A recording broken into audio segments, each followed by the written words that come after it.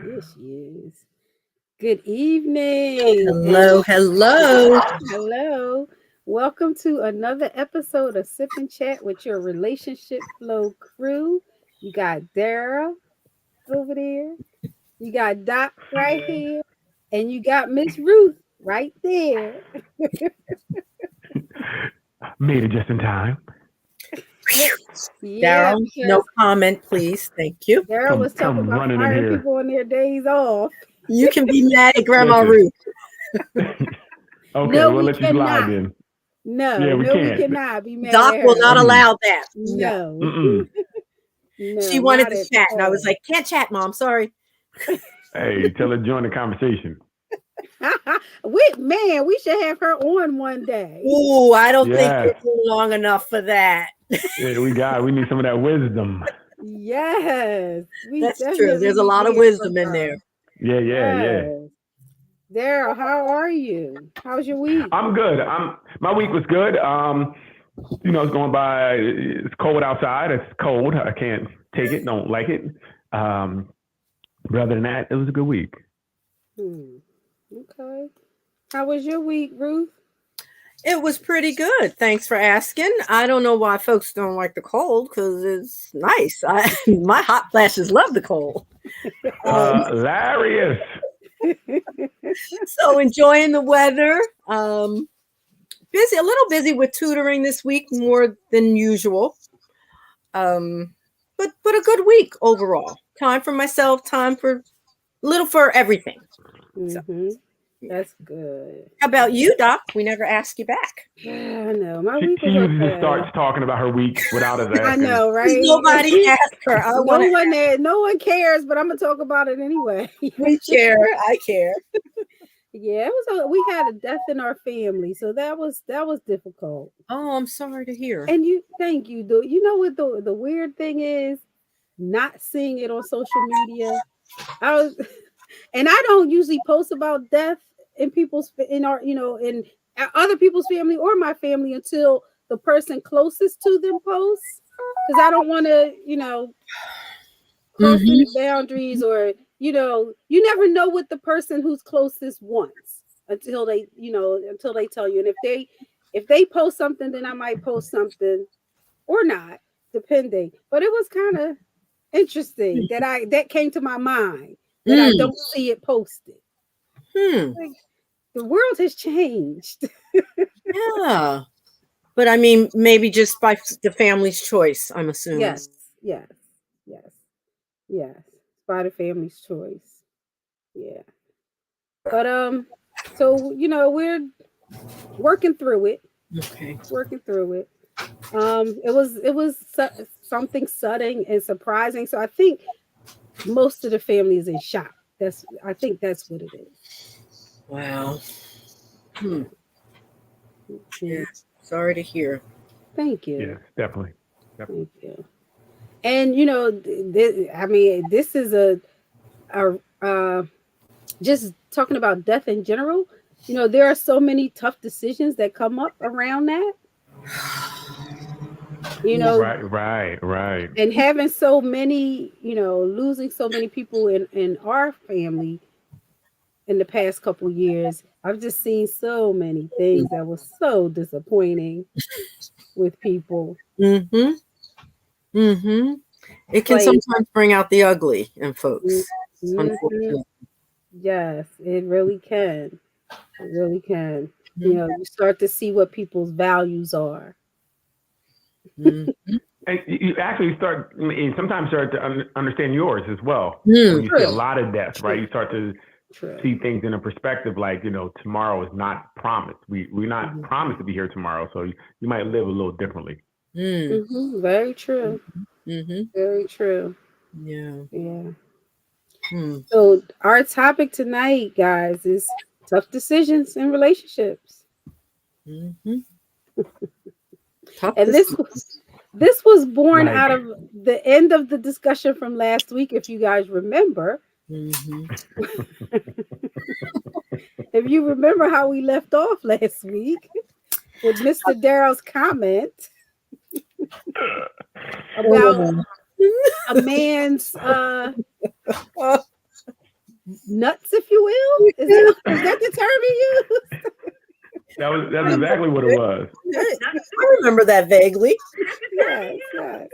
As we talked about Hilarious. a story that was in the news, a celebrity who was married, and she developed Alzheimer's during her marriage, and her husband moved someone into the home. The person may have been taking care of him, right? I think she was taking care of him or taking care of her. I think he was helping him take care of her. Helping him take care of her, right? Suppose so we were, yeah. And I think the person was. I think it was her friend. It was her friend, correct? Was it her friend? Yes, you are right about that. I thought she was her friend. Yeah. Yep. Yes. So we were talking about, what's right in those situations, and of course, this is going to be different for each person. But we thought we'd have a little conversation about how do you make those really tough decisions when you're in a relationship. I don't. So yeah, in that situation, we figure the woman. So the woman was there, right, helping him take care of his wife, who is almost childlike at this point because he's taking care of her in that sense. She doesn't really remember much. I think she remembers them as caregivers, like she recognizes them, but I don't think as a husband or anything at this point. If I'm not mistaken. I think you're right. So I mean, the question was, they're still technically married. Well, they are married. They're married. But I mean, we can look at it many different ways. I know people talk about till death do you part, but I mean, could he look at it like this is kind of the death of our marriage at this point because she's really not in that state of mind anymore? Like she doesn't know him as that. So it's like she's no longer there. Right. His wife isn't there anymore. That person is gone, and actually, depending, I don't know her medical or whatever how it works, but she's not coming back. It's not like she's gonna pop up one day like, "Hey, honey, get that bitch out of my house." That's not gonna happen. So he could definitely look at it as this is actually the death of our marriage because my wife is technically here in body, but in mind she's not. But some of the arguments I've seen is that he still had a moral obligation to act like her husband, whether she's there or not. But he's taking care of her. He's taking care of her, so he is acting like a caregiver or whatever the case may be. Because he didn't neglect her, he didn't leave her. He's still there, spending her money. I mean, he's still there, taking care of her. Because I was going to say, she the one with the money, right? So it's her money, exactly. Well, he was there and helped her. He was there to help her to get the money. He was, there helping. He didn't. He was there with her, so it wasn't like he married into the money. I don't think. But either way, he's still there. He's still helping her. He's still taking care of her. He's even letting her friend, who's his new girlfriend, help her too. They're thinking about her. So getting the best care. With all of that considered, Mr. Darrell, is he then keeping up his obligation that he took vows on as a husband? Again, 100% he is. He's taking care of her, right? He's taking care of her, and not even he's taking care of her at a high level because he could put her in a home. He got enough money to put her in a home. So he cares enough to keep her in the home and care for her. And like I said, it could be looked at as the death of the relationship due to her not being there. She's not there in mind. She's just there physically, right? So at that point, and it's not like, again, that she could come back from it. Yeah. So I think like if it was like something like a coma, it might be different because they could wake up and be like, "Hey, babe, da-da-da-da." But this is something where we know it's going. The mind is deteriorating. It's not going to get better. I don't know how old they are, but I don't know if he wants to. If they're 60, do I want to waste the next 10? You might want to put that on a vibrate. Sorry. Okay. He may not want to. He may not want to lose the next 15 years of his life. Just taking care of someone, babysitting someone at this point due to, you know, their state. So we have to look at his quality of life as well. Okay. You know, and again, everybody's answer, there's no wrong answer in this, because what you decide to do is, unless you put her in a home and, you know, you're spending her money, I think that would be wrong. Okay. I don't have a problem with this as much, only because he is taking care of her. He's in the home, and he's doing, you know, the things to try to make sure she's still comfortable. I mean, yes. Is it? Go ahead. Is it that she's still in the home because he might not have access to the money if he puts her in some kind of facility? Good question. He's the husband. So I'm pretty sure he has rights to it, right? It's not like they're not married. So he's on paper, he's definitely he has power to do things. Yeah. He's a caregiver. He has power. He's the husband. And actually he's owed some things, right? Well, think if she passes away, your husband or wife pass away, you get some things from that. That's just a normal thing in a marriage, depending where they're at. He's going to get some things. So anybody, you know, so some things he would get either way. So he could definitely put her in a home right now and be good and be living his best life with the, you know, with the side joint or the new joint, whatever she is. But he's not doing that. Wow. So he gets 2 points for that, I guess. Right. Mm-hmm. But I mean, I would think that of all the women that he could have started seeing. So once again, I don't want to blame him all the way for this, because I think it's more the woman. So he's probably there taking, you know, he ain't going out, he ain't going to the clubs, he ain't meeting anybody anywhere. This woman's coming over and is really the only person he sees. They're probably sitting up when she's in bed and they're talking, and it might have just happened. Just through by being there, right? Opportunity by being there. That's how most things happen. You cheat at work because of what? Opportunity. You there late, she there late, boom. Your nuts is out. It's crazy. This happens. So I think it was opportunity. And I do think that, I don't know how stable he is in his thinking, because he's still grieving. Right? He's in a grieving process. He's in a loss. He's grieving a loss. So I don't know how his thought process is anyway. So he's kind of at a weakened state. You know, I lost my wife. I'm trying to love her. I also want to be loved. And this woman's here with her hand on your leg. Well, so you think she took advantage of him? I would more say she took advantage of the situation than he did. I would, because he wasn't, I don't know, unless he was checking for her throughout the relationship. Right. He wasn't checking for her until now. It's like, well, you're here. I'm not going to meet anybody else. You're helping me with my wife. Who else is going to do this with me? Who else is going to accept me with a wife in the home taken care of? And, you know, who else is going to do that? Man, all he got to do is check Instagram. Right, but see, the Instagram girl is gonna want him to go places. She ain't gonna want to take care of the lady. You know what I mean? I don't have any loyalty to her. He like, put her in a home. You want this? Put her in a home. you want this BBL all to yourself? Put her in a home. But Daryl, we don't really have receipts on, you know, when that relationship started from them. Well, that's what I said. I don't know. That's what makes me wonder. Yeah, we don't, and that could have already been brewed. Yeah, that's not like a woman. I don't think it was. I don't necessarily think it was. I definitely think that, I know from personal experience, when you're grieving, you're grieving a situation and you're making a decision in that grief, you will do some things out of character. Yeah. And he's grieving every day. Every day his grief, because she's still there. Okay. Yeah. Right? He's still there. Hey guys, who's the hey guy? We want to say hey back. What's your name? Hi. Where you calling from? Yes. Hi guys. Yeah. So let's StreamYard see you. So yeah, so at this point, you really have to, I'm not sure what's going on, but I do think in my, with me, I would say I'm not upset at what he's doing because he's still taking care of her. Okay. She's no longer there. If it was something where she can come back from, that would be different. Like I said, if she was in a coma and could wake up, I would have a different stance, right? But this is something where we know where it's going. We know where it's headed.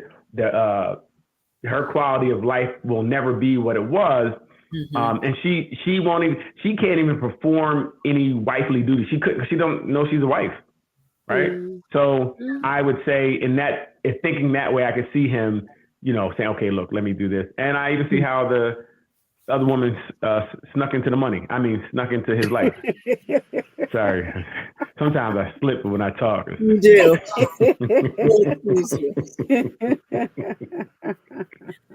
Yeah, she sounds like an opportunist to me. Very much so.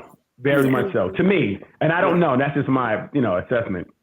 So it's very interesting, right? It's very interesting. It's like I said, and I don't think there's any wrong answers outside of putting her in a home.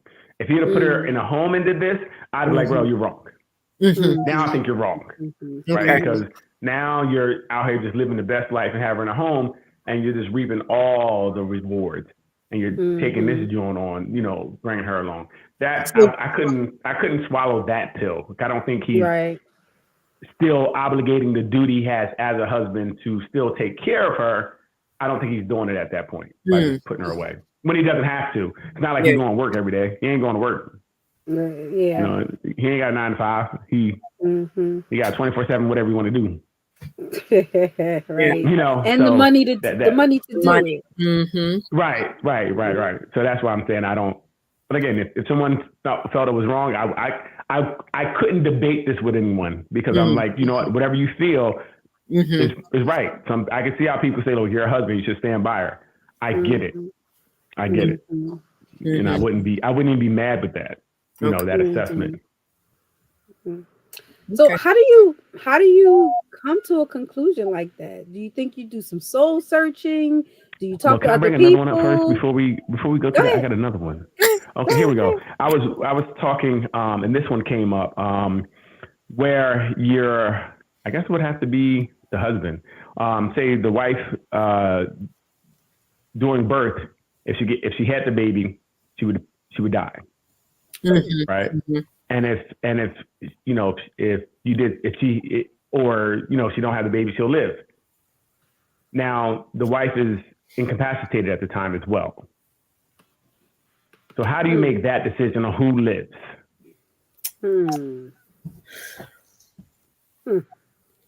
So for me, I'll go first. I thought about this one. I'm still pondering. Yeah. So for me, and again, this is, what I would do now. In the moment, we might be different because you see someone that you've been with for 20 years, it'd be tough to let them go for a baby. Well, for me, it'd be about age, right? I would think if we were like 35 and down, I would say, you know what? My wife has some life to live, right? She still has life to live at that point. And I would have to choose her. Now, 35 and up, hey, you lived enough of your life. Let this baby. What? Let this baby come. You're dead. Doc, we're just dead, I guess. Yes. See, oh my God. Hey, y'all lived a life. Y'all turned up. This baby didn't have a chance. We made this baby together. What in the world? See, women, this is why we got to make the decision because we're using logic here. It's about logic, not about feelings. Oh my God. And it's based on age. I mean, 35. Where'd you get that number from? Right. I don't know. I just figured, well, first of all, 35 is, I guess, geriatric pregnancy. So that's when you're getting old by the pregnancy standard. So I'm thinking 35, 40. I think you lived 40 years here. I think the baby should have a chance to. No, you shouldn't kill the baby. Hey, listen, we see you got some murderers in here. Listen, y'all killing kids. This is crazy. Y'all see this, right? Oh Again, I'm just saying at this point. I'm not saying either way, but I'm just saying 35. And I am not about killing you babies. Lived a lot. You lived I want to live too, man. At 35, you lived a lot of life. Hey, listen, please, people respond in the chat. What would you? Listen, it's a very difficult situation to be in, yes, and yes. I think you have to. This might be a conversation you might need to have because if I'm gonna let you go at 35, you might want to leave me alone. Okay, you might want to walk away. Yeah, you might want to be like, hey, this is a new bring to the getting used to you, getting to know you convo. Yeah, you got to know these things. Yes. But I'm just thinking. For me, I would have to have a number. That 35, 40, I think I might choose the baby at that point because I think we've been here a good 40 plus years, and you pretty much done a lot of things. Let's let this baby, let's let this future president live. We can't kill the president. We don't want to kill the president. Y'all are here trying to kill a president. I don't want to kill a president. This might be the next person to go to Mars. They might make the thing to go to Mars. I don't want the person that's going to make full life by 40. I didn't know that before tonight. Right? You've lived your full life by 40. How much more did you do after 40 that you didn't do before? How much? I'm going to say you did everything probably before 40, and you kind of accented it or added on to it, but you did everything. Actually, you probably started slowing down at 40. You ain't clubbing no more. You ain't going to the gym as much. You're slowing down at 40, okay? So I'm telling you, you done did everything. Let this kid live. Your life is down at that point. Golly. I don't know if I'm not saying it's down. I'm just saying it plateaued. It plateaued. It just leveled out. Aren't women having babies into their 40s now? Well, into their 50s. Listen, I understand women are having babies at this age, but them scrambled eggs, I don't know what you're going to get. So what I'm saying is, terrible. It can happen, right? There's probably unicorns out there. I ain't never seen none. People are having babies later. But what I'm saying is, you probably had one before then. And if you didn't, at 40, it's a toss-up. Again, it's plateauing at that point. Everybody, you was going up. Yeah, not 40 yet. Yes. Lucky you. Right. Jeez.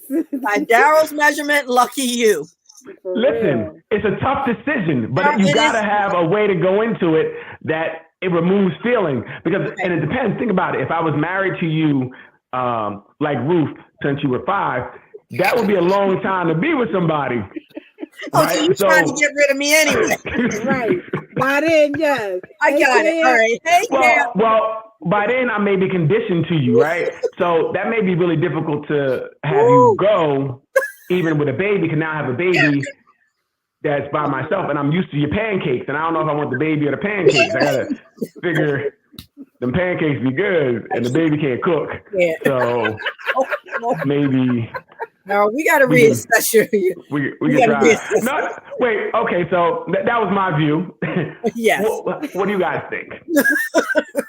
Well, there we go. Well, for me, it's not based on age. I'll say that. What's it based on then? Wait, first of all, yeah, because you only have babies so long anyway, so it's only based on age. I don't know. It is a tough one. But where I stand right now, I want my mate to live. I want the baby to live. But by the same token of what you're saying, the flip side, Daryl, the baby doesn't really know life yet. The baby's not here. The baby's not living, so to speak. The baby's alive. I don't mean that, but the baby's not living a life yet. Right.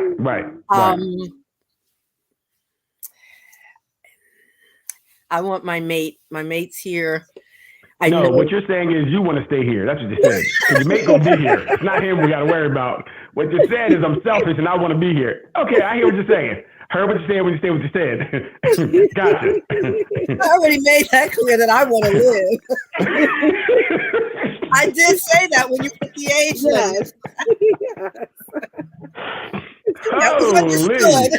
I was just flipping it if I had to make the decision on my mate. Oh boy, it's crazy. That's hard. That's a hard one. That is a hard one. Doc, where are you? I need to know Doc's opinion. Yeah, Doc, where you at? Where are you at? I'm with you, Neil. I'm with you. You want to live, huh? F the baby. F that baby. I'm sorry. F that baby, huh? You're already living, girl. I'm sorry, baby. Oh man, didn't you just make a kid's book and you talking about F the baby? Look, I would want my mate to do everything possible to get it so that both of us can live. I would want them to exhaust all options before making should he go to school real fast and try to become a doctor? Or should he listen to the doctors when they tell him these are your options? Yes. Put us in the coma while you finish med school. Put us in the coma while you finish med school. Figure this out. Yeah. Like the doctor's no easy answer there. No easy answer. Your wife or the baby? I'm like the baby.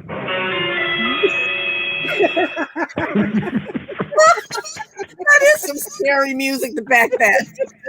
Oh, I pity your wife. Oh. You know? I pity his wife if she over 35. Day over, she's done.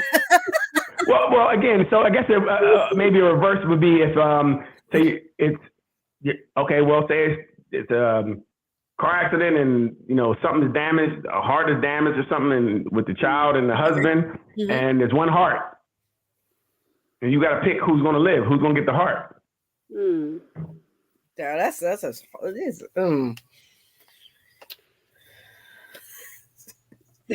These are not reasonable hard decisions. These are not reasonable ones. It shouldn't be reasonable. These are hard decisions, difficult, damn near impossible. Somebody gonna die. Who's gonna be? You gotta pick. That's like so you see that. You think your husband want to live? You think he said he want to live? He want to live too. But you gotta make a decision. The kid don't. The kid is still future president maybe or whatever. I don't know. What are they saying? Yeah. She said you'll get a greater lease out of life with the baby. Wow. Right. You understand me? Listen to that. Somebody makes sense. Who can you please put your name out there? That's probably Camp. That's Camp, right? Okay.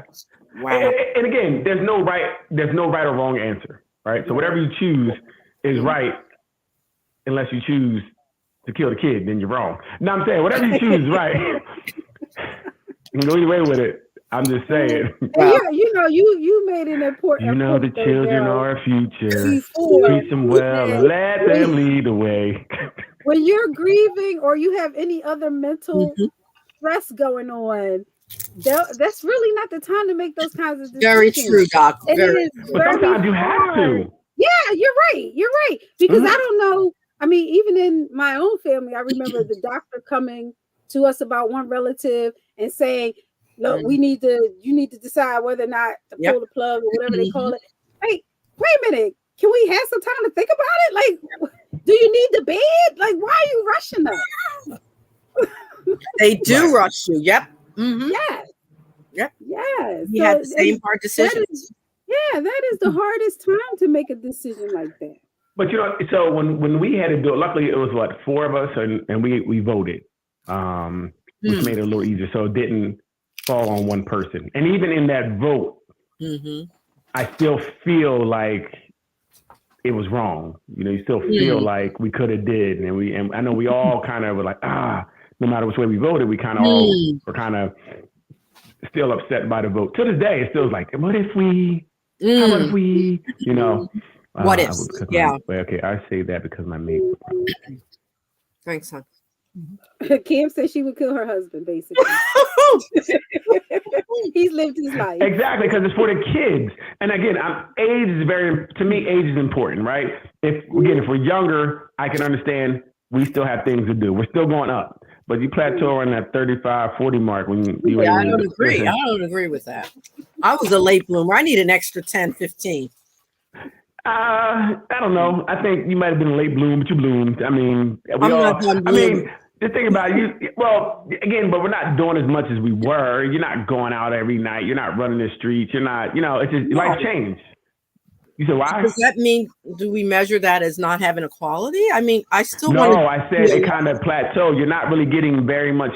Your experience, your new experiences may be different, but it's kind of, you slow down a lot, right? Because you're home more. You watch the TV more. I still want to live. You get to see. I'm saying you're living, but I mean, it ain't that. It's different. Let's be honest. Stop it. It's not like it was before. It's kind of different. Look at our damn Friday nights right now. Our Friday nights is this. Okay, let's talk about it. Life has changed. Okay, life has changed. They were like, what happened? Yeah, we had to pick a kid over him. Okay, we're here Friday night. Someone else to fill in. So, and with that being said, I would say I would let the child live. And it's tough. And it's like I said, there's no right or wrong answer. That's just what I think I would do. And that's what we think we would do now, right? In the real life situation, like I said, I'm like, Doc, there ain't no way we can, hook both up. Like, we can't, what can we do? You would still, it might be a different, but this is right now, we can talk without the threat of the actual thing being there. Yeah. Mm-hmm. That's but look how tough it is, even in theory. And to feel the uncomfortableness you have, even just the theory of it is like, damn, I never thought about that. What if, you know, you don't think about that type of stuff. Good point made. Right. Yes. Right. And yet there is someone today, somewhere, trying to make that decision. As we speak. Like you come home, you're like, damn, do I tell my wife about my side joint? Tough decision. These are tough decisions. That is a tough decision. It's tough. Do you want to live or do you? Right. And how do you want to live after that? Yes. Especially if you live in her house, because you know that's tough to tell them about the side joint. You live in her house. Exactly. I can't live in my side joint. This is a tough decision. For real. I don't know how. You know what? I'm just not gonna tell her. She don't need to know. Hey, that's crazy. I just watched this crazy movie. My little I still call them black exploitation films. All these little crime movies with these black people with these low production values. Right. I watch them every now and then, and we do too. Where this guy was married, but he did have a side joint he paid for her place, but then he found a new side joint. So he told the old side joint he was leaving her and putting the new side joint in a house. Then he went and told his wife he's in love with somebody else. So he made that decision. He found this new person and he told everybody. Go. But at least he made the decision. And wife. Yeah, he made the decision. Side joint and wife. What she got? Gotta go. Right. What the one they picked? What she got? That's sunshine. But that's the piece. I mean, there is some respect to that fact that at least you made a decision. Hey, Trish. Yes. Right. Thank you, Ruth. That's right. Finally. Everybody, wait, pause. Ruth said you respect your wife if you tell her you're cheating on her. Hey, listen. So everybody go home and tell your wife you're cheating on her. That's respect. As Ruth said, I heard you. The woman said if you tell her, it's respectful. But you know what I mean, Daryl. But compared to letting the lie continue on, be a man about it.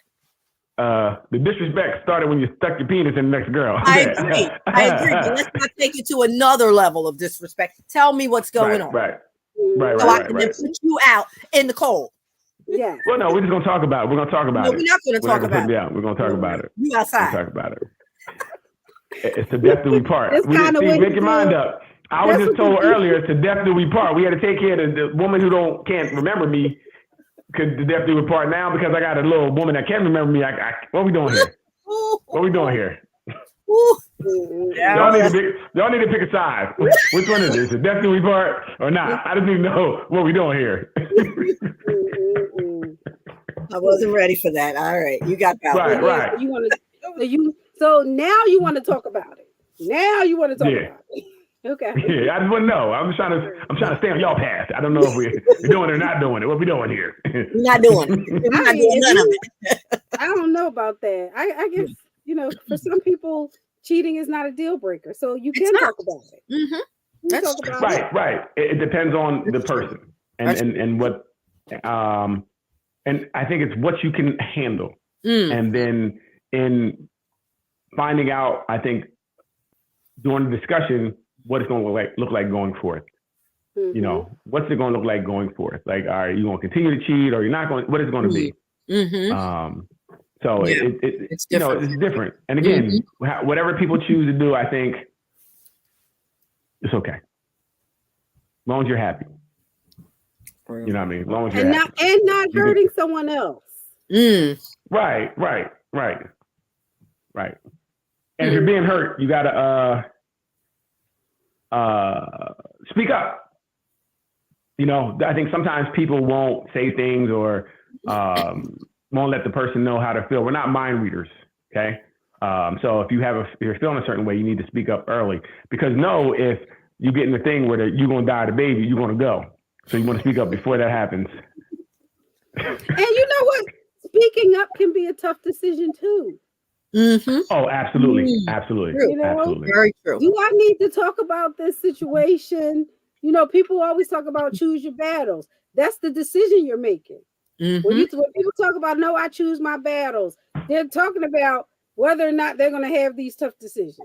Mm-hmm. They're going to say that some are not worth talking about. Mm-hmm. Right. How about let's talk about this? You know, you see your you out, you see Ruth's husband out with another woman. Do you tell? I don't want to be the example tonight. Not you, Ruth. Not Okay. Neo Ruth. Another Ruth. Okay, another Ruth. Ruth. Let me hear it out. Okay. You're out and you see a friend's husband, wife out with someone else, and in a very intimate way. Where you can kind of feel like you don't know what's going on. So right. But you kind of feel the caveat of a romantic way. You can tell they're kind of together because they're kind of close. Okay. So what's the hard decision there? Do you tell or? Yes. You know what? I do think that it depends on who the friend is, because you know your friends, if you've had them for a long time, you know who don't want to know, and you know who wants to know. That's true.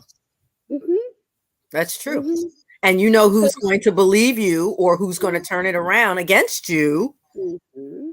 And say, first of all, you can't turn around against me. I'll be like, you can't turn around against me, dummy. That's your man. that's your man. And I don't want to be your dumbass friend anyway, because your man's cheating, dummy. So I'm good. I don't like dummies anyway. So I mean, I'm good. Either way, I'm good. So I'm gonna tell, and then we can handle it however you want to. You're right. However you want to handle it, we can handle it. Like Doc and the user said, some people don't care. Right. They will tell you. They will tell you. That's so. Why are you telling me? They'll say that. Cool.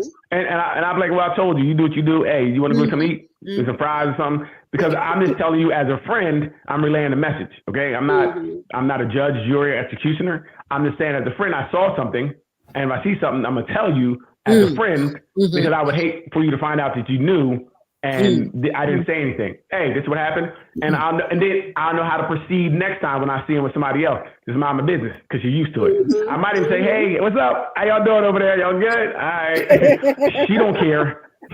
You good? You all right? So they do know. You usually know. You know, you have that friend who someone else told them they saw their person out with someone, and they say, yeah, you know, so and so said they saw Mike out with another woman. Girl, she crazy. Why she tell me that? Like, oh, okay. I know what to do when I see him. Right. Mind my business. That's it. Well, no, I'm a blackmail him. Like, hey, I'm gonna need a couple dollars. I'm gonna tell. Gotta make money off of this. You know what I mean? Gotta make money. They could have they a marriage. Listen, they could, but I'm going to, as a friend, tell you what I know. You can say, hey, no, that's how we get down. Or mind my business. And I'm like, my bad. Won't hear from me again. I'm not going to tell you somebody breaking in your house. I'm going to mind my business.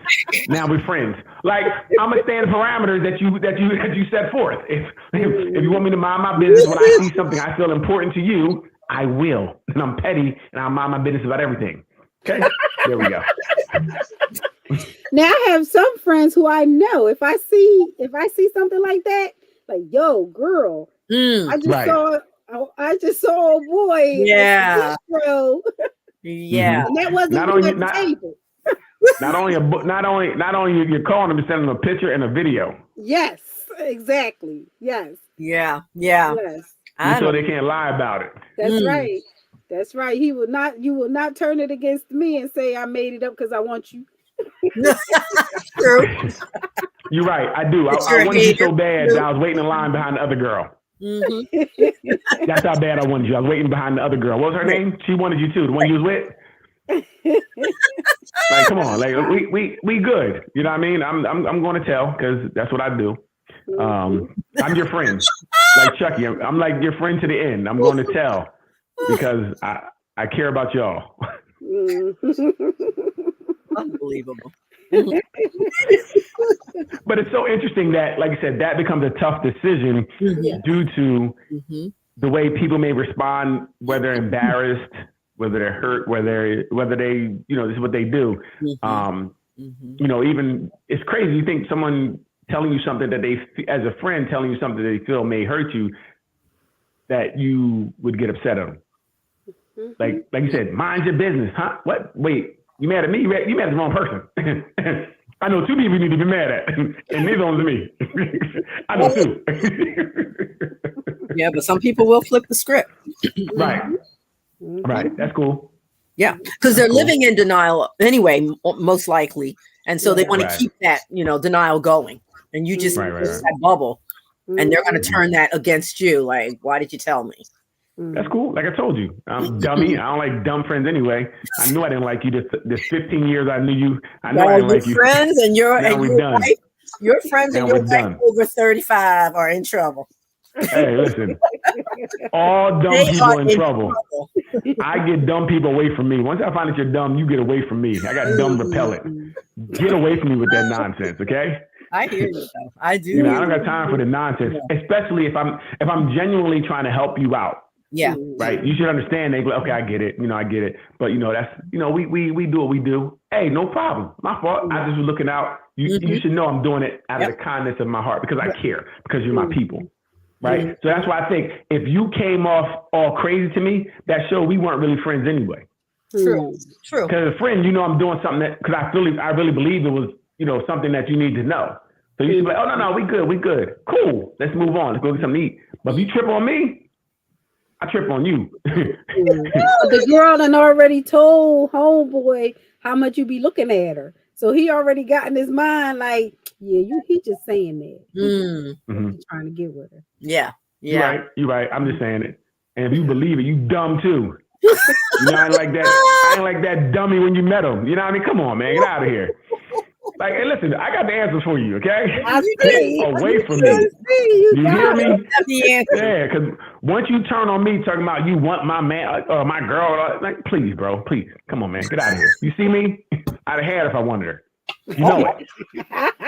Let's go. You know what I mean? We ain't doing that. You know what time it is. She would be here if I wanted her. Wow. And most of the time, well, and it's not always, but I know like most of my people, if I was with somebody, my peoples won't mess with them anyway. It's kind of off limits. You feel me? That's a code. That code, from Rip. Well, I guess not really, because they gave it to you. You probably take it. Scratch that. It's not code. It's not code. If they had to make that tough decision, right. It was a tough decision. It started as a code, and then we erased it. Like, nah, that's okay. Okay. It's the small print under the code. Oh my gosh. Oh my is right. Hey, we built different. Sorry, can't help it. We're weak. Sometimes we're weak. Now, women might have a code. I can't speak to women. Is it a code that women have where what? I'm gonna tell you, it's no code. I'm gonna tell you no code to women either. I'm gonna tell you, I know there ain't no code to women. What for? No if code your to women. friend is dating somebody or whatever, that yes. I always thought there was. I thought there was too. Yeah. Well, I'm gonna let you know behind your back it ain't. Somebody ain't holding it. I've seen that. I thought there was. I've seen that in my friend group. No. Hey, well, listen. You may have a code, but behind your back, they're not sticking up to the code. Oh my. Okay. And I think it also depends on age, maybe. I think that's when age comes into it, because I think the younger generation. I think she might be right about that. Younger people don't see that so much as a code. They just like free for all. Like free for all. Hey, you date whoever you want. And it may be an age peak, yes. And more mature folks, this is delusional. More seasoned folks would say that's not cool. That's not cool. Right. Pay attention to these delusions. No, I'm gonna let you know. Dick breaks down a lot of codes. I'm just gonna let you know. Something about Dick will fuck up loyalty. A parental guidance. I think you need a disclaimer now. Penis. I think we went from nuts to bolts. No kid zone. If your kids listen to this, they're gonna learn today. They're gonna learn today. How did we get to that? I'm just saying, penis has broken up many relationships or codes. So I'm not gonna say no age, maturity, stop all that. Dick outdoes all that. Penis, excuse me. Penis. Penis makes you do strange things. I'm telling you. So I've seen many people been friends for years. Penis ended all that. It broke the code. I've seen it a couple times. And don't act like y'all don't know what happened. I've seen it a couple times. Right. This happened. Like Daryl, like you said, I learned something every show. This is new to me. I've been outside in the bubble too long. Right. So again, that's why I said you have some advantages being married that long, you know, some definite advantages because out in these streets, man, it's a free for all. Anything goes.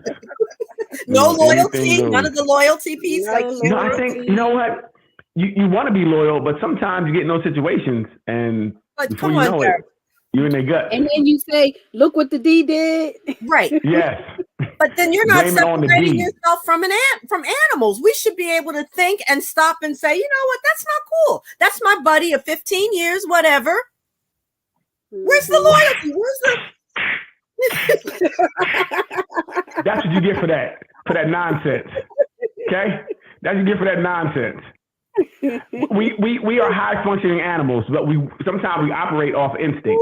We operate off of, like I said, the opportunity. You go to the store, you leave a girl there. How many people leave girls in the house with their men? Most people don't. No, you can't go to the store. Right. Listen, you can do what you want to do. Just understand that when you come back and the shirt button different, something happens.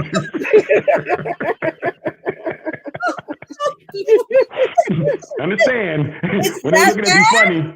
When they looking at you funny, out of breath, like, "Ooh, you got that quick. You all right, honey? Yeah, I'm all right." Yeah, understand it went down. Okay. I'm not saying you can't. I'm saying that opportunity a lot of times. I don't want to believe that. Crimes of opportunity, no. Okay. Hey, listen. Decisions. There are some decisions that have to be made in there. Yeah, split second. That's why I don't go for the it just happened. Right. Because there was some steps that took place and some thinking that took place before it happened. It doesn't just happen. It was, we all hanging out and y'all playing and, talking and whatever. And it's been some little innocent flirting that you don't really consider flirting because she's a friend and da-da-da. And then you ain't there and they looking at each other like, we got about 10 minutes. What you want to do? And then they go back to life with your friend. Like, come on now. Yeah. Yes. I mean, in the situation that I saw, they wanted the woman to still be their friend. That's what I'm asking. Yeah, listen, your friend gonna start coming over a lot more. You're gonna start seeing her a lot more. They wanted your friend be over every day now. They wanted her to see this as it just happened, and we grew to love each other, or like each other, whatever the case may be. No. Yeah.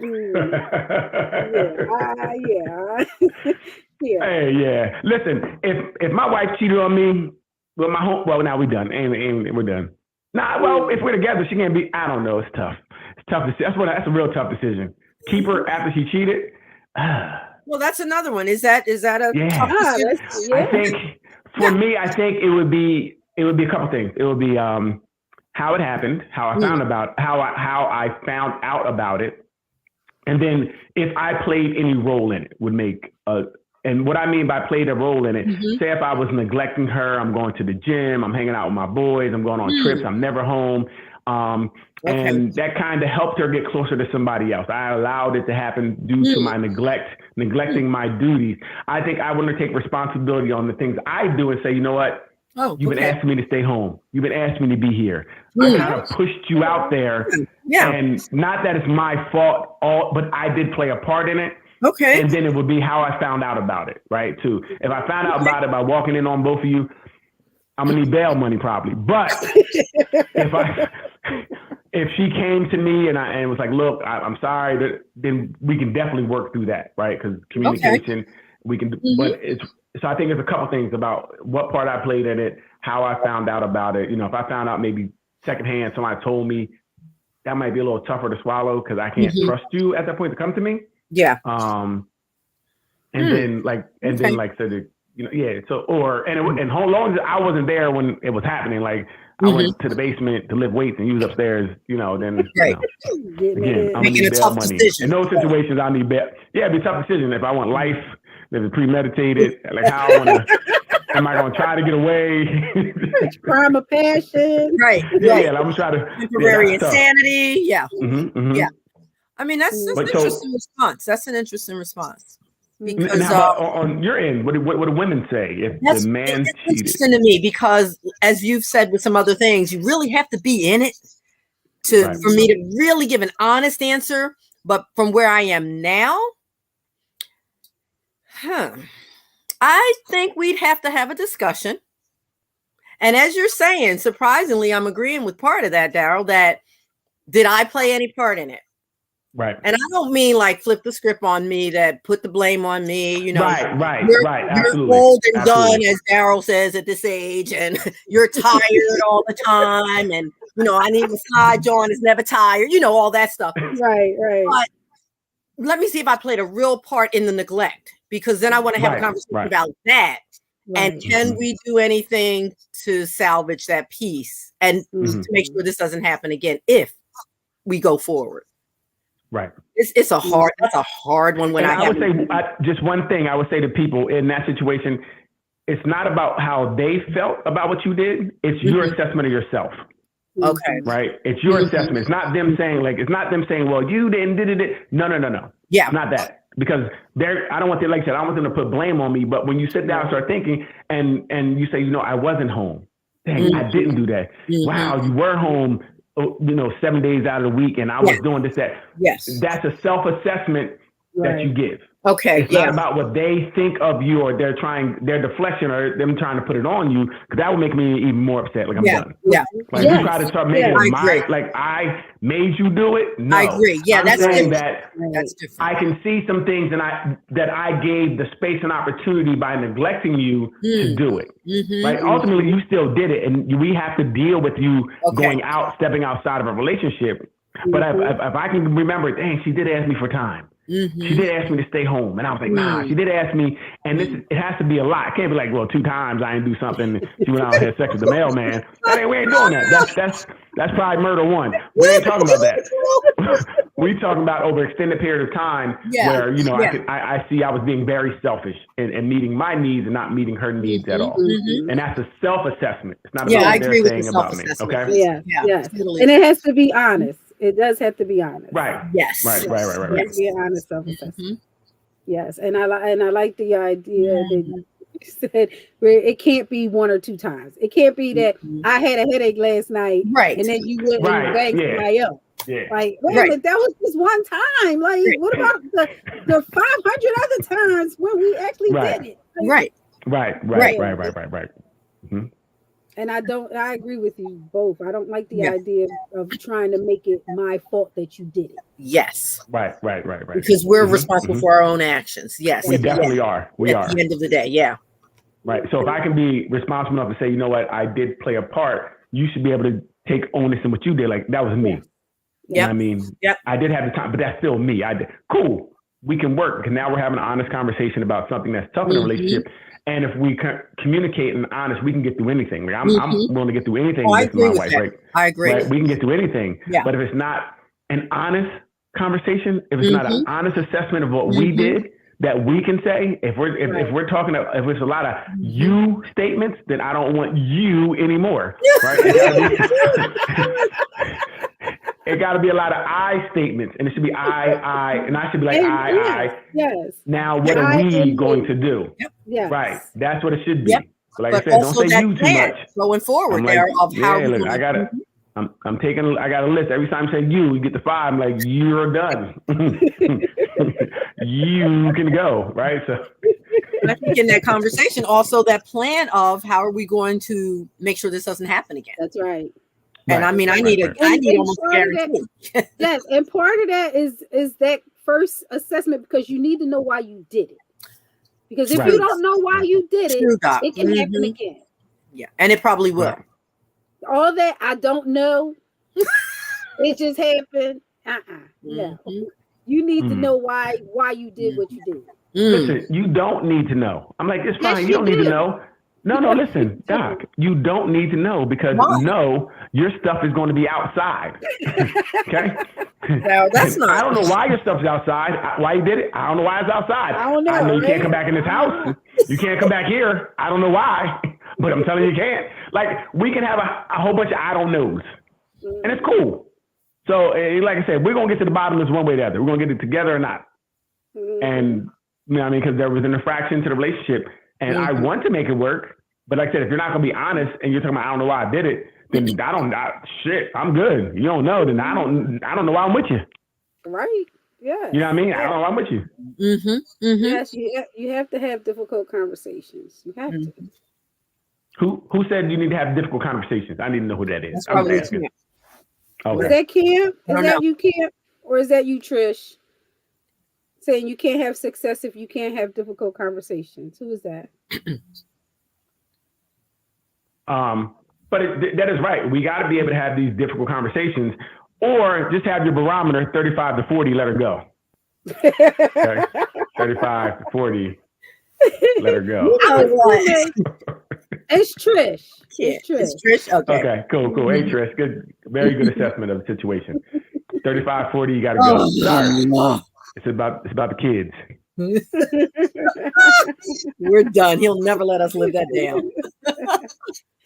Well, no, I think you should know kind of why it happened, because you need to know what's driving you to do that, to stop it. Like, I can't fix it if I don't know within myself what drove me to do it. If you can't say, well, it's because X, Y, and Z, if you're just doing stuff just because, that means you can just because get some nuts again.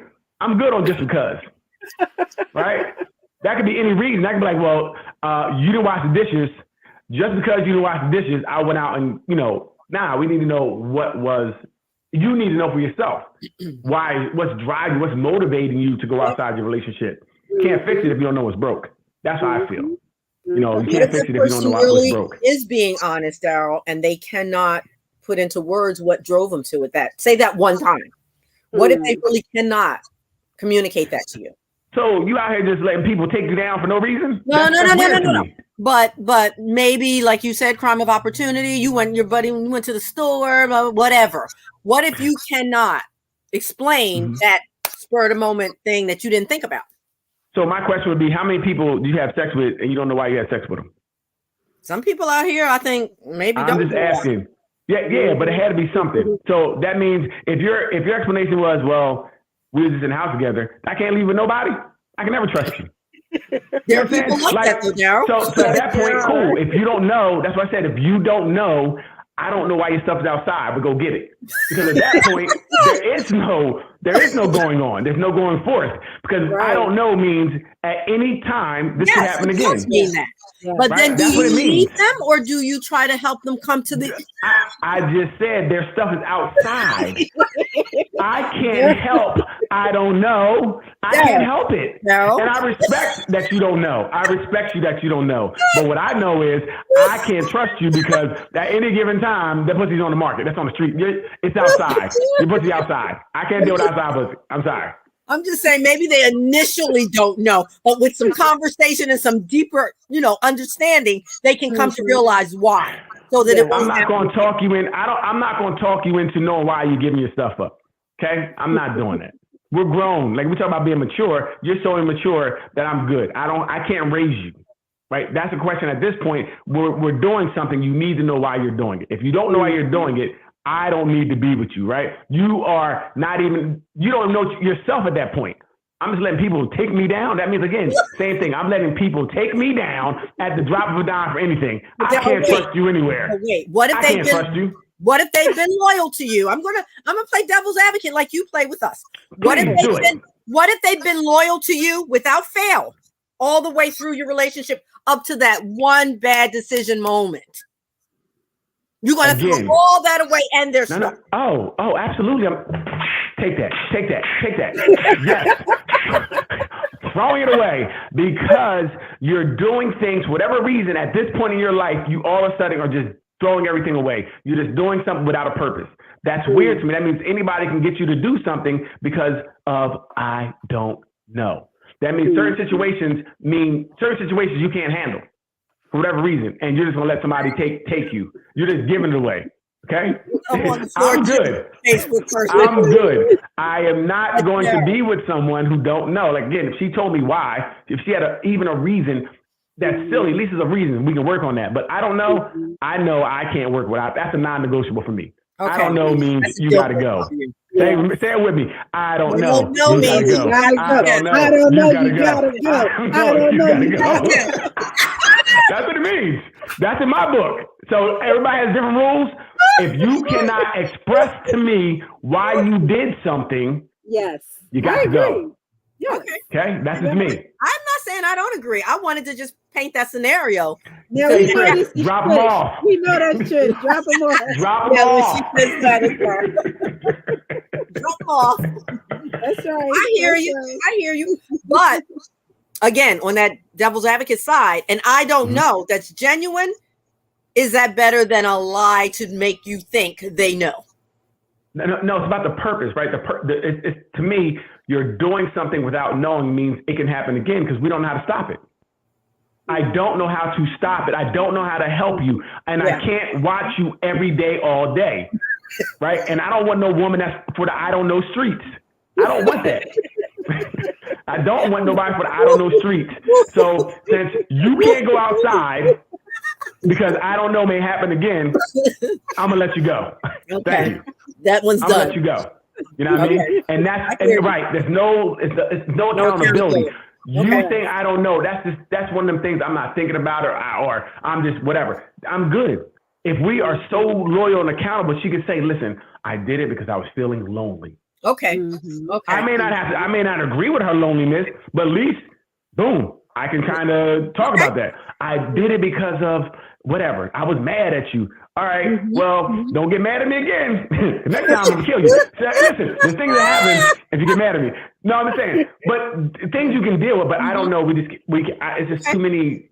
It's just too open. You know what I mean? It's like you're setting me up to do it again. Yep. Yeah. Okay. Yeah.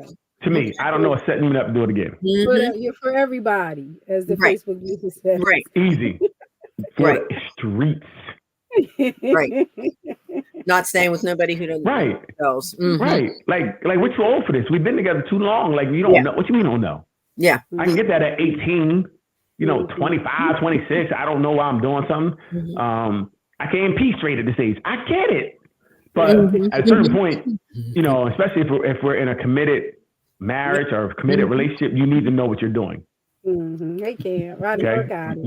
You need to know what you're doing. Okay. Yeah. I agree with that 100%. I totally agree with that. Okay. So, wow. What are some ways you make these decisions, though? I think one of the things you have to do is determine what's important to you. Right. Right. Well, tell me more about that, Doc. Because it's all about knowing yourself. Again, we're talking about what are your values. Right. What do you care about? Sometimes, like I said earlier, that cheating is not a deal breaker for everyone. Some people don't care about that. That's true. Right. That's true. Yeah, so what do you care about? So these are things you need to know within yourself, and you need to share them with your partner because they can't be just all up in your head. They can't be secrets. Right. Because then you can't get mad at a person for crossing the line they never knew was there. This is true. Okay. So you have to, you need to know what's important to you, and you need to be able to share that. Right. So the first time they cross that line, because sometimes we don't know what we're doing may be wrong to you. Right. That you may have a problem with something. So the first time it happens, you can't just kind of shake it off. You should address it. And it should be addressed not in a way that's, nagging or say, hey, when you did what you did, it kind of made me feel, or I'm not used to that. Whatever the case may be, you have a conversation about it to see if there's a way you can kind of either not do that thing or do it a different way, or find out why they're doing it too. Because sometimes people are doing things for a certain way. They may feel like this is the way it should be done. And maybe you guys can come together and make a new culture together. But talk about it. If you talk, the more things you talk about, you condition the relationship to talk about things, and you can get through things through communication. For sure. And lots of communication. Yes, right. Facebook user, you are right. Never. Gotta discuss them deal breakers. Yes. And talk about what your limits are. Everybody has them. Right. Like mine was 35 to 40. Someone, you know what? For someone who doesn't care about cheating, they might say, but 5. If you have 5 other people, we can't do that. You know, like you cheat with one, we might be able to work through it. Daryl likes that number. I got 4 chances. Let me write that down. 4. I got 3 more to go. See, don't try to trick me. I know that trick. Because that means she get 4 too. We ain't doing that. That's right. We'll stop it. Nobody cheating. Yes. Opportunity. Yes. That's the part we have to get. I know that trick. That means she's on 3 now. Let me say, they can't I'm gonna give you 4. That's why, you know, as we talked about before, I know Ruth, you talk about this all the time. All the time, over and over again. You reassess. So different each phase. Yes, yes. And what if you don't talk about that? Right. Your mate's the other part. I have a question. Is it safe to say things will change? I think it's safe in your experience. I think it's safe. I would say it's safe to say things will change. So prepare for the change. Yes. Okay. Gotcha. It may be, you know, a little less for some couples, and maybe a little more. Right. But you can almost bet on change, of some sort. Right. And so it's not fair to change the rules kind of in the middle of the game without talking about it. Like that was cool for you 20 years ago. You liked it. You know, you responded well, and now you have a problem. What is going on? And you'll hear that often in longer term relationships. She changed on me. He changed on me. Yes. Well, they were supposed to stay the same. Some people do think that, though. Some people think you're supposed to stay the same. Okay, I got a question. So say your mate, your spouse, say they put on like 300 pounds. Is it okay to leave them or cheat on them? That's a tough decision.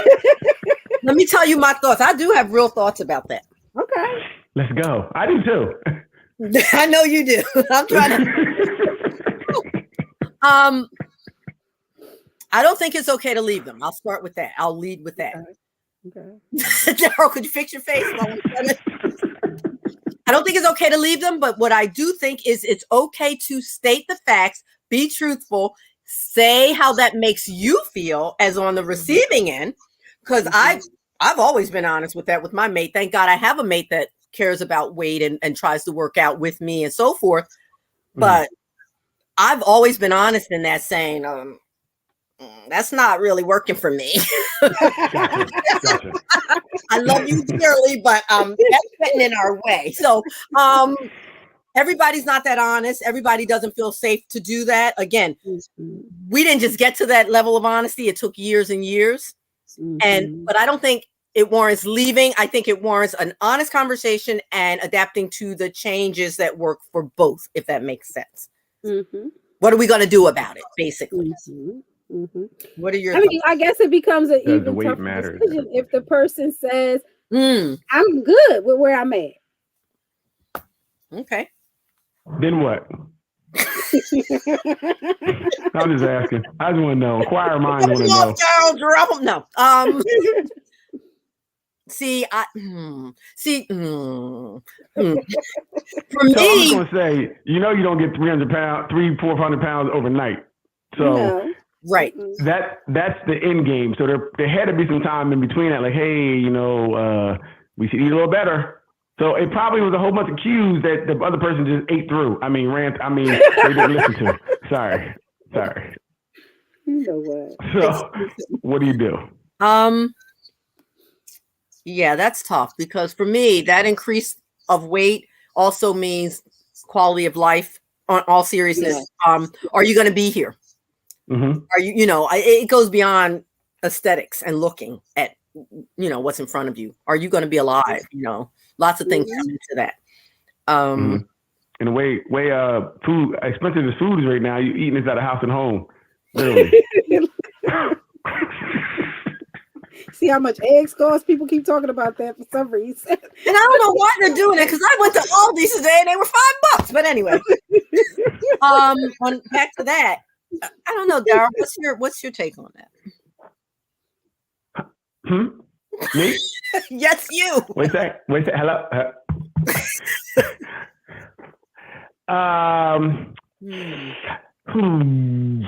So I'm leaving. No, you're not, Daryl. What's in between that? No, you're not. I am. If I'm a physical specimen and you're not anymore because you're not the person I met, I'm probably gonna leave. But there has to be something in between the leave. But what happened and the leave? Something has to. There was something between the leave. 300 pounds.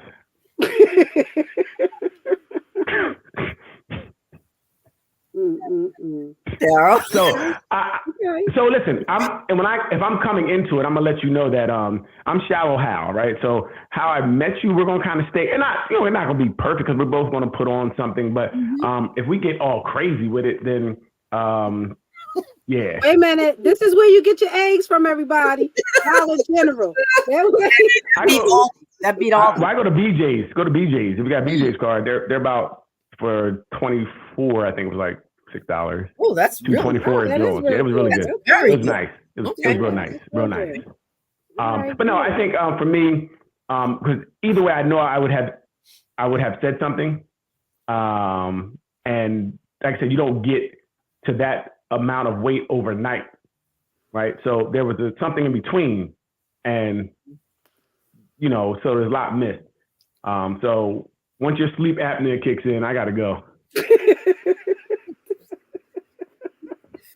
Wait, how about this?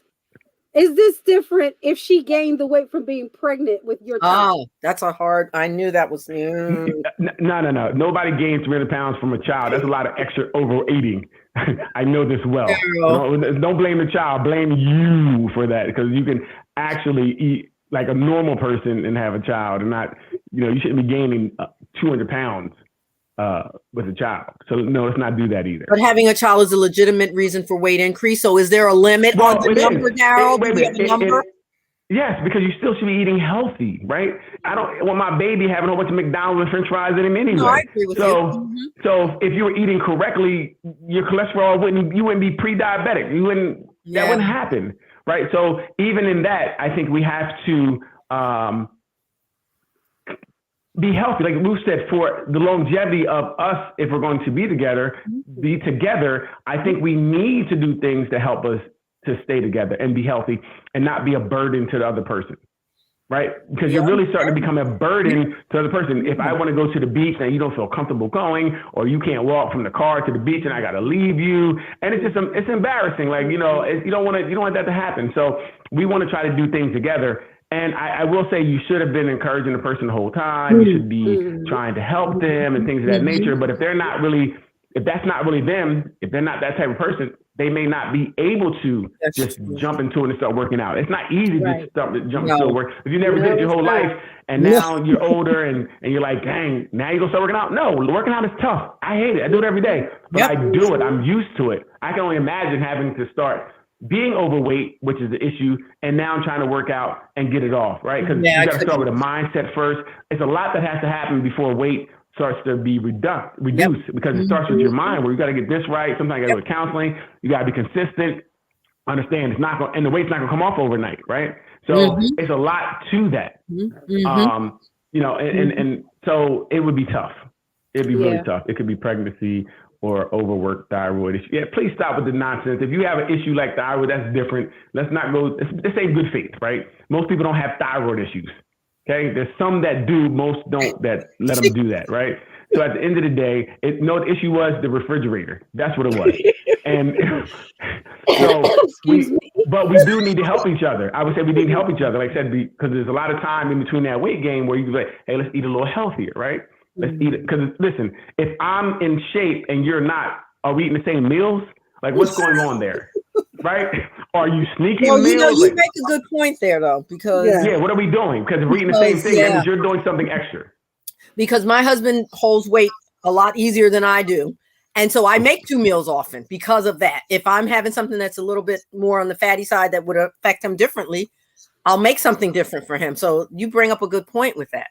Right. See, and that's to help support him, not to eat it in, Right. So that's what I'm talking about. So Ruth has found a way. We know each other. We know what it is. We know if you eat this, it's gonna stay on you. Me, it probably won't. So I need to be like, well, you can't eat what I eat, right? And maybe I'm not gonna eat what I eat in front of you either to make you feel bad, or if it's okay. But you got to find a way to help and motivate each other to do better. But if they're resistant to that, if they want to keep eating the Krispy Kremes, I can eat them. You can't. If they want to keep eating them, then it's like, well, you're Krispy Kreming yourself out of my life. It's not my fault. But you know what? I've heard people blame their significant other and say, well, he keeps bringing the Krispy Kremes in the house, or she keeps bringing macaroni and cheese. They can blame them for it. They can blame them for the part where we got to be honest. Like, well, I do bring this to the house. I shouldn't. I can't complain about something if I'm contributing to it.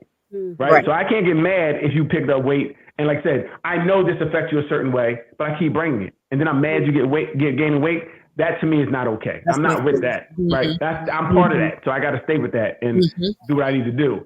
But if you're sneaking around doing it and I'm trying to help you, that's a different story. Different. To me, it's different. And that's what I'm saying right now. I don't know if I love you, I might stay. I don't know, but I can't see it. But I'm saying you would if there's true love, you would consider staying. You would. I might have love for you. They're going to tell you from the door that you can't gain a certain amount of weight. You can't get older. You can't gain more weight. What else can we not do with Daryl? Right. No, you can do everything you want to do. Just to be with me, there's certain things we're going to do. Because I respect you enough to stay in shape where your friends be like, ooh, look at him. I do that. That's for you. Wait, the friend that we're leaving you with for 10 minutes. Right. But I think it's a respect thing too. I want to look and be as healthy as I can for you. It is. Right. Yeah. I want to give you something that you're proud of having as well. Like I want to be that. I want you to be like, damn, I got a baddie. Right. I want you to say that about me. I want to be felt that way too. So I'm doing it for you. But if you're just letting yourself go, I'm kind of like, you're kind of almost disrespecting our relationship. Like you're just letting yourself go. It's about you. Now, if there's something going on, if there's something mentally going on, that's different. You know what I mean? I'm going to do my best to work with you like the dude worked with his wife who had Alzheimer's. I'm going to work with you. Every time with him, it's 2 steps up, Doc, 3 back. Yes. 4 up, 5 back. Every time I give him a few, then back. This Trish gonna drop a load so she don't get smothered.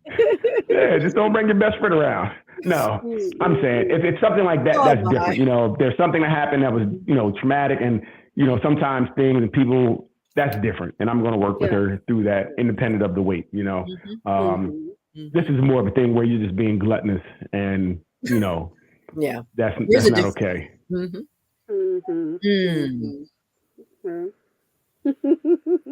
just saying, these are real decisions. How do you have these discussions about boundaries?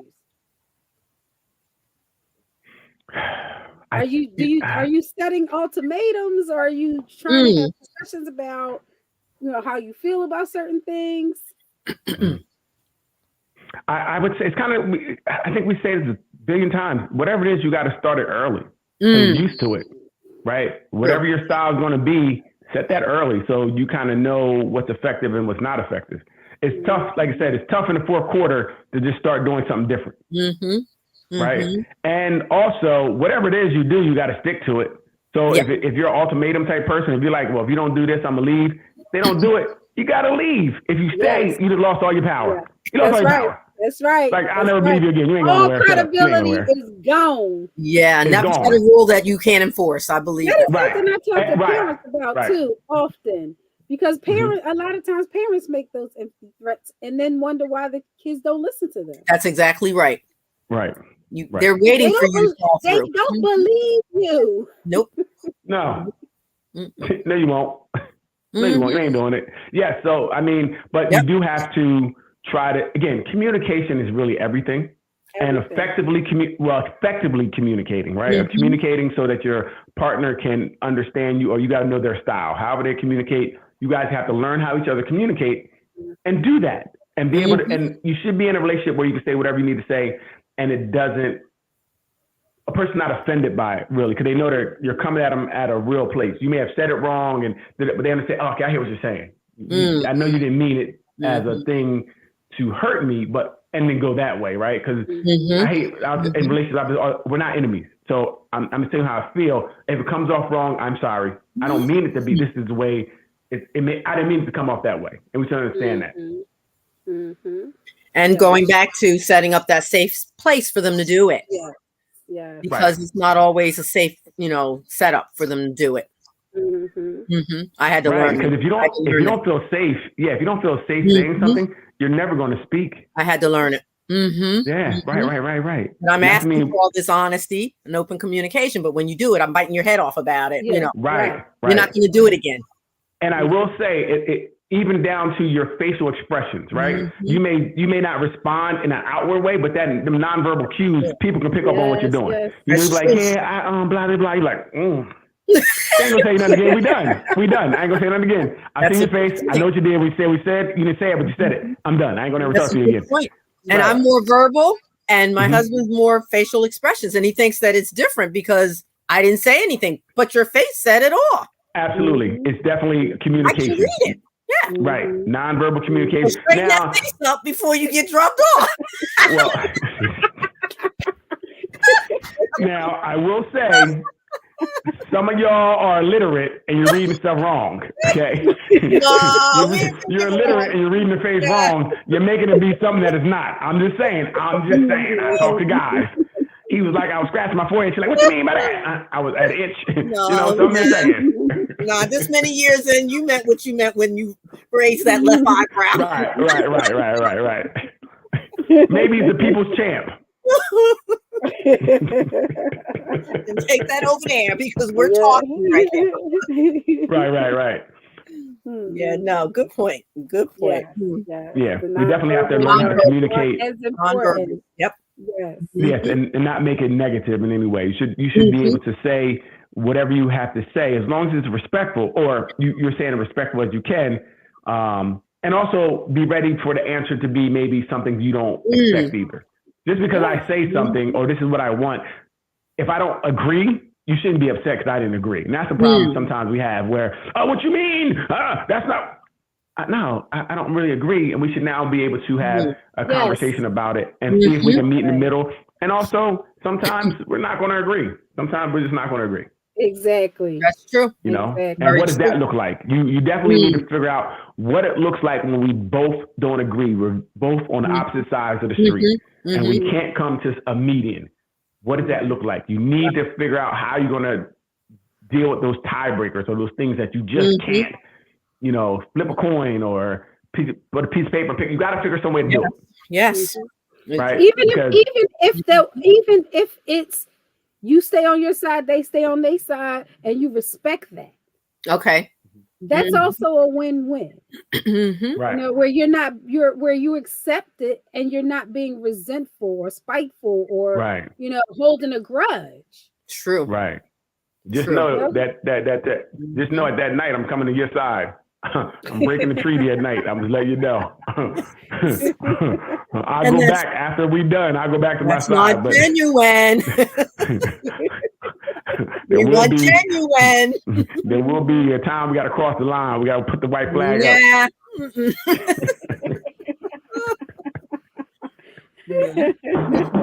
gonna hear that at the door.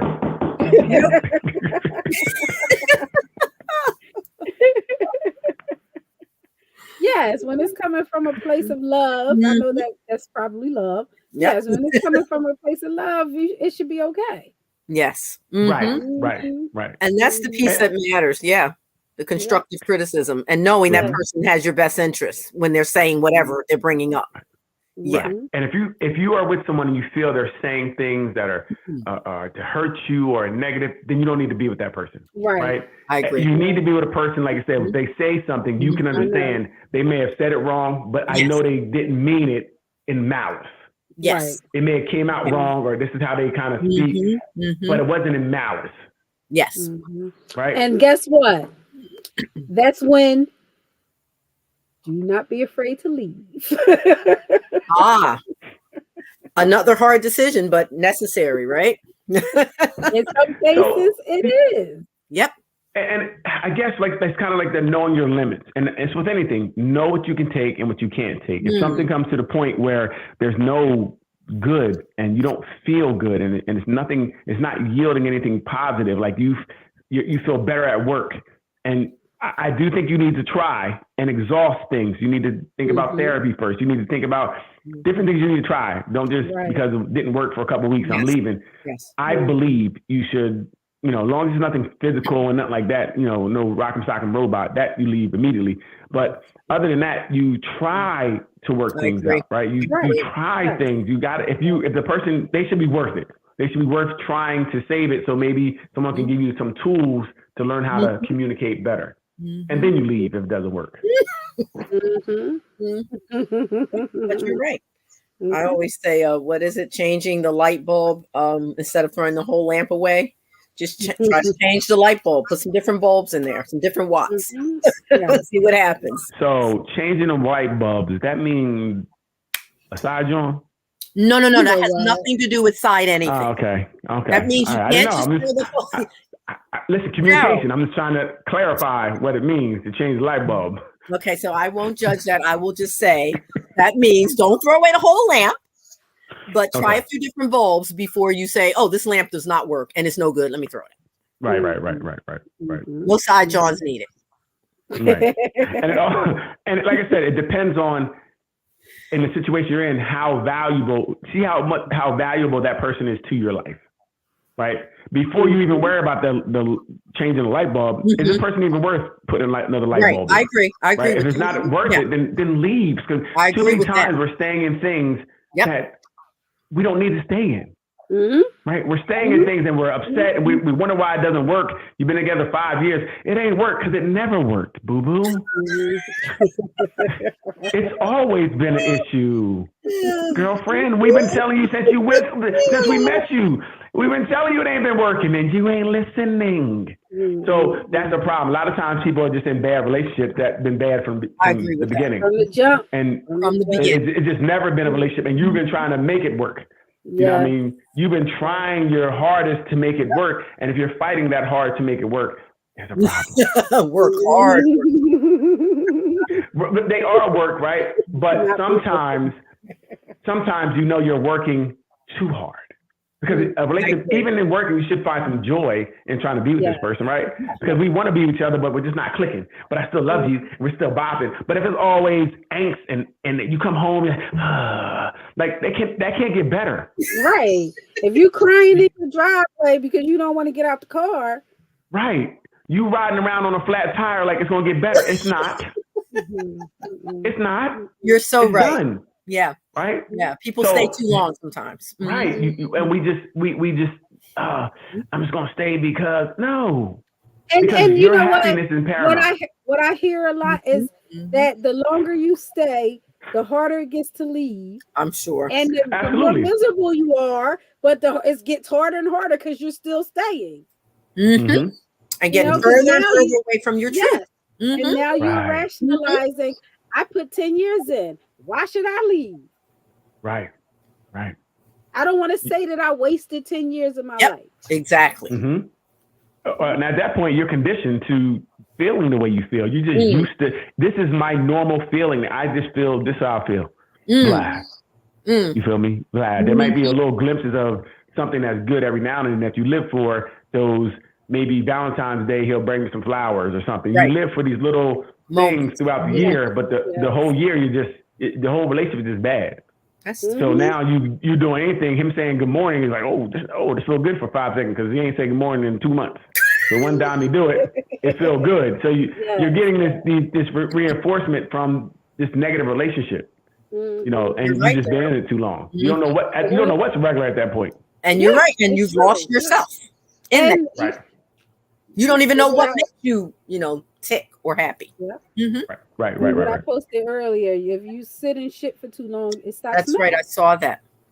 Right. You don't even smell it anymore. You don't even realize you're in a bad relationship because it's just what you're used to.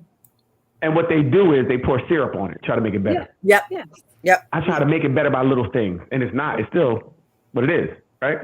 It's still the same thing. You can't dress it up. Correct. And that's what we do. And like I said, people just stay too long in bad relationships, and they complain about it. But the problem is you're there. It's not him. It's not her. It's you. Because you need to take care of you, right? And whether it's like I said, whether you are asking this person to do something, like, hey, can we go to counseling? Can we do this? Can we do that? If the person don't no, then you got to go.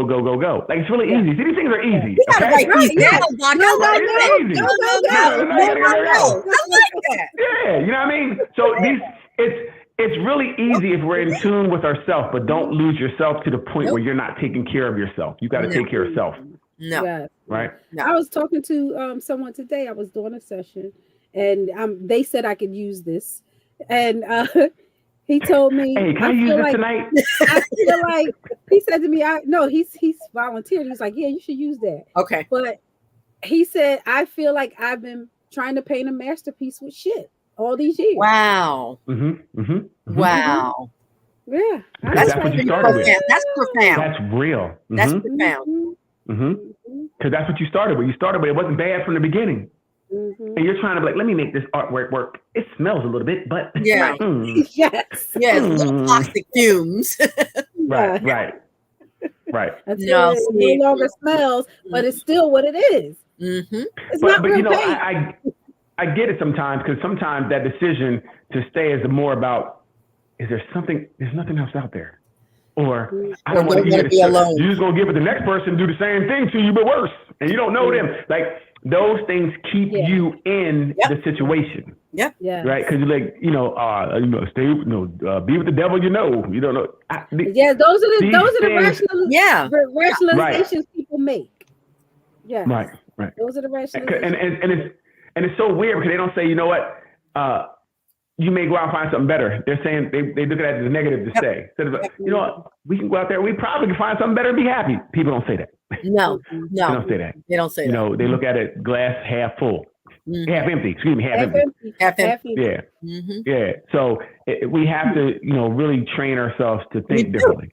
And a big piece of it, I think, keeps coming back to that self-love. I know we keep saying it, but if you love yourself, and I've said this to my mate, I've said to him throughout the years, I love you unbelievably, unconditionally, all the above, but I don't love anybody more than myself. And I know that sounds harsh, but I think you have to be convicted in that self-love to even give back to somebody and let them know, I want to work with you, I want to be with you, but I'm going to always look out for making sure I'm happy and self-worth, and that for me, that came through struggle. I didn't get to that without struggle for that. And having that be a deal breaker for me, that I have to be first with that. Right. So I think it's also more of knowing who you are. I mean, you can love yourself and not know yourself. No, right? I agree with that, but you have to know who you are. And it starts with love, but then know who you are, right? Know who you are and what you can accept and what you have to offer. You have to know these things about yourself, because if you don't know these things and before you get in a relationship, you got to try to be a whole person. Yes. Right? Yes. And a lot of times people are not whole and they're trying to get in a relationship to make them whole. And it doesn't work that way. Right. It doesn't. Right? You have to take some time and become whole as an individual. You do. Right? You do. And that's why you got to know yourself. You got to love yourself. Know what you like, what you don't like, what you want, what you don't want. And understand that even those things may change when you meet people or as you grow, but you got to have a basis of who you are. There got to be some base of who you are. And I think that's the times a lot of us are not whole, and we're trying to get in something, and it doesn't work just because we don't really know ourselves. And if I don't know me, how can I tell you or expect anything from you if I don't know who I am? Right. Very true. Or again, some of us started whole. Go ahead, Doc. I'm sorry. No, go ahead. I was going to say that, you can't even tell a person how you want to be treated. Right. If you don't know. Doc said, wait, stop. Doc said, I said, go ahead. And then I started talking. I caught it. No, go ahead, Ruth. No, I did too. I shut right up. I'm running this show. You see her picture? Lane. I'm like, I want her to invite me back. Right after I said it, I caught myself. I saw the non-verbal cue. Ruth was like, sure, I ain't gonna say it. You know who in charge of this? That's my friend. You cannot do that, Daryl. That's my buddy. No. Hey, did we see? We saw in real life how decisions are made. She was like, I should tell her what she did, but I'm not. See, that was not good communication, Ruth. Okay, you should have communicated that Doc. Don't listen to him. Don't listen to him. No, it's not. She knows in love because you love her. It's like, Doc, I love you, but you said go ahead and started talking. I just want to let you know what you did. When you did what you did, I saw it. I ain't gonna say nothing. Don't do it again. I caught myself. Leave us alone. We know what we're vibing with. Leave us alone. Oh, God. I forgot what I was going to say messing with him. Goodness gracious. Don't be afraid to talk up people. We can talk in love, okay? Yes. Wait, you were saying about knowing yourself, right? But if you start with the relationship early on, and you don't know yourself, and the other person doesn't know themselves, you have to grow in that as well. And sometimes that's a rockier road because you're trying to grow individually. You're trying to keep it together. Hence, we need to get the experts involved because that's a rocky road. Yes. We had some real trouble with that and struggles early on with that. I mean, it's like 2 3-year-olds trying to put a puzzle together. Exactly. It's just very difficult. And don't even have all the pieces. To do. Didn't even have all the pieces. Right, and they don't have all the pieces. Right, it's very difficult when you don't know who you are at all and what to expect and what. Again, you got to go into it having some knowledge of self. Right, that's the only way to build anything. And like you said, if you're with somebody else who don't know themselves, then that's definitely we just winging it. We just every night trying something different. Yeah, we just trying to do whatever, you know. That's a challenge. That's a challenge. It is, but I think that's more common than not. To be honest, I think you're right. I think it's more common than not. We have 2 people who never really thought about a relationship in detail. They're very general about everything. Like I want to be with a relationship. I want to be in love. I want someone to love me. Well, what does that mean? What does that look like? How do you show love? How do you accept love? Like people don't think these things through. We don't. And I remember me being younger. I didn't know that either. It was the same thing. I want a girl. I want to be with somebody. But what does that mean? And we don't know what it means. So we don't even. That's the whole part of the relationship that's missing. Yep. That's the whole relationship. What are we doing? We just hanging out.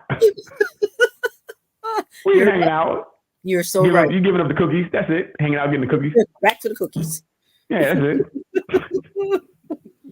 Yeah. So what are some closing words or nuggets you guys, Mary's word, you would like to leave for people who catch us on the replay or who want to comment in the group? I'm just gonna go with 35 to 40. That's it.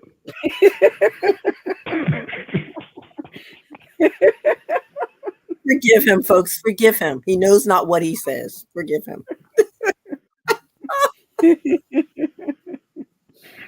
Oh my God. No, that can't be all. Add your next part. That can't be it. Listen, I would say, there's a lot of tough decisions. And I think the earlier you start talking, getting yourself used to conversing with each other about, the tough decisions, the better it will be. And to start thinking about things like that, it's tough to say, but start thinking about some real tough decisions to make, like, dang, what if my wife was pregnant? Just start thinking about things and how you would address it. It just helps you. It helps you in the long run to think about things that you may have to deal with. How do I feel about cheating? How do I feel about somebody running the streets coming home 5 o'clock in the morning? Say again? The insurance industry is built on that. The what industry? The insurance industry is built on thinking about those bad things that could happen. Right. That's true. That's true. And so it's funny because we get insurance and we get life insurance. We plan for these things in our life, right? So it's not like we have never thought about them, but now we need to think about them with the person we're with. Right. We need to think about those things. And there's another layer of things we added that we need to think about. That first date is crazy. So if I'm on the table, would you let me die or would you keep the baby? That's the first date. Wait to the second, He's guys. added that to the intro date. I can't. But yeah, the tough decisions of life and how they keep coming at you, because we've covered some of them tonight, but some of the others that we didn't get a chance to talk about, like, you know, a little more mundane, but just as important. How many children do you want to have, you know, in this marriage? And right. What if is that a deal breaker if I have a number that's different from yours, or do we want children at all? I mean, all of those decisions and tough conversations that have to really continue from the beginning to the very end of that relationship, however it ends, Daryl. Right. Not being afraid to have them, not being afraid to talk, not being afraid to be totally transparent with your mate. You know, it may not be pretty all the time, but I'm going to tell you, that's getting in our way. I'm going back to that again, you know, and if not, I'm holding it in and I either resent you for it, or I may, you know, look somewhere else. Like we were saying, why? When I have everything I want in this mate, and I should be able to share that. I should be able to share it, and we should work together on improvement. So, and vice versa, he should be able to do the same to me. So, yep. And I like the thing you said, Ruth, that, you know, being in the relationships, they will change. So be ready for change. You're going to change. As we grow, we may change somewhat, and you may not change, but your partner may change. So some of the things they may have liked in the beginning, they may not like now, or some things they didn't like in the beginning, they may like now. But just be prepared for that. And be understanding and try to have a conversation around it to deal with the changes, you know? It's definitely something you should do. Right. Right. Okay. How about I don't you, think Doc? I need to add anything. Yes, you do. Go ahead and add. You're gonna force her, huh? Our leader. Right. Our leader. We need to make sure Daryl understands our leader. But you know, no, I think you guys said it. I think you guys said it all. You have to have these conversations. You can't be afraid to have them, and you have to have them multiple times. You can't just have it once and think that that's it for the duration of the relationship. That's right. That's right. Right. And I think that you have to take stock of, you know, things that we keep talking about, like your value system, your partner's value system, you know, the things you care about, what your partner care about. So you got to talk about all that stuff in order to make these tough decisions. Right. So thank you everyone for joining us tonight. You can catch us on the replay in the Facebook group Relationship Flow, Dr. Carissa's page. Where else are we? Facebook, not Facebook, YouTube, Butterfly Love Consultations Incorporated. Daryl's nonverbals. So, if you'd like to join our panel, please message me, Daryl, Mary. Let us know. And if you have a topic, do the same. And we will see you guys next Friday. Have a good weekend.